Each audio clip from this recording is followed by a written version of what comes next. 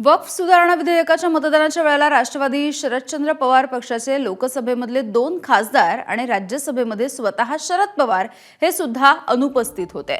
महत्त्वाच्या विधेयकाच्या वेळेला अनुपस्थित राहिल्यामुळे राष्ट्रवादी काँग्रेस शरदचंद्र पवार पक्षाच्या भूमिकेविषयी आता संभ्रम निर्माण झालाय।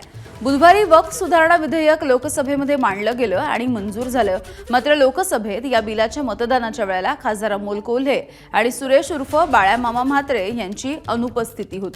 तसंच वक्फ सुधारणा विधेयकाच्या संदर्भात जेपीसीच्या काही बैठकांना सुद्धा बाळ्या मामा हे अनुपस्थित राहिले अशी माहिती सुद्धा समोर येते आहे। निलेश बुधावले आमचे प्रतिनिधी या संदर्भात अधिकची माहिती देतील। निलेश, आपण बघतोय की सुधारणा विधेयकाच्या एकूणच जी चर्चा होती, मतदान होतं, या वेळेला आता राष्ट्रवादी शरदचंद्र पवार पक्षाची नेमकी काय भूमिका आहे तेच कळत नाहीये, कारण कोणीच उपस्थित राहिलं नाही। खासदारांपैकी दोघेही नाहीत आणि स्वतः शरद पवार सुद्धा नाहीत।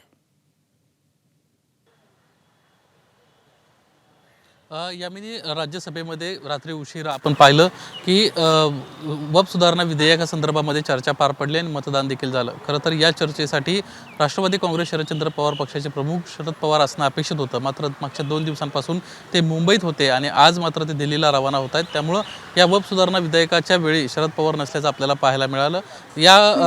याचबरोबर दुसरं लोकसभेमध्ये ज्यावेळेस 2 दिवसांपूर्वी चर्चा झाली आणि त्यावेळेस प्रामुख्यानं राष्ट्रवादी काँग्रेस शरदचंद्र पवार पक्षानं जरी विधेयकाच्या विरोधात मतदान केलं असलं तरी 2 महत्त्वाचे जे खासदार आहेत हे मात्र त्या विधेयकाच्या चर्चेवेळी उपस्थित नसल्याचं पाहायला मिळालं।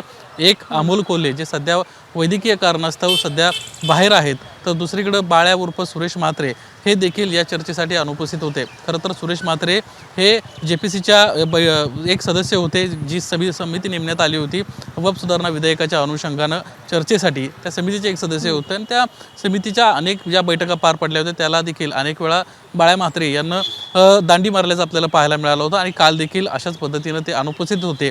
सध्या जी त्यांच्या कार्यालयाच्या वतीनं माहिती देण्यात आली आहे त्यानुसार वैद्यकीय कारणास्तव ते अनुपस्थित होते। मात्र एकंदरीतच मागच्या काही दिवसांची त्यांची जी हजेरी होती लोकसभेमधली किंवा या सुधारणा विधेयकाच्या अनुषंगानं ज्या समित्या स्थापन केल्या होत्या त्या समितीच्या बैठकीमध्ये उपस्थित राहण्यासंदर्भातली ती अतिशय कमी होती आणि त्यामुळेच एकंदरीतच राष्ट्रवादी काँग्रेस शरदचंद्र पवार पक्षाच्या भूमिकेसंदर्भामध्ये आता संभ्रमाचं एक वातावरण निर्माण झाल्याचं आपल्याला पाहायला मिळतंय। निलेश, धन्यवाद माहितीसाठी। एबीपी माझा, उघडा डोळे बघा नीट।